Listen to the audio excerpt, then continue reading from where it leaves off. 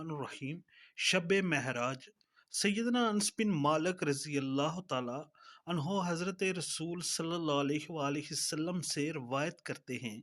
کہ حضور صلی اللہ علیہ وآلہ وسلم نے ارشاد فرمایا،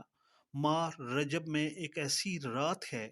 جس میں عمل کرنے والے کے حق میں 100 سال کی نیکیاں لکھی جاتی ہیں، اور جب رجب کی 27ویں شب معراج ہے تو جو شخص اس رات 12 رکعات پڑھتا ہے، اس طرح کہ ہر رکعت میں سورہ فتح اور قرآن کریم کی کسی سورت کی تلاوت کرے، ہر 2 رکعت کے بعد قعدہ کرے، آخر میں سلام پھیرے، پھر نماز سے فارغ ہونے کے بعد 100 مرتبہ سبحان اللہ والحمد للہ ولا الہ الا اللہ واللہ اکبر، 100 مرتبہ استغفار کرے اور 100 مرتبہ حضرت نبی اکرم صلی اللہ علیہ وآلہ وسلم پر درود بھیجے،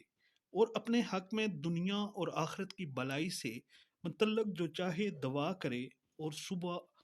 روزہ رکھے تو یقیناً اللہ تعالیٰ اس کی تمام دعائیں قبول فرمائے گا۔ البتہ کسی نافرمانی والے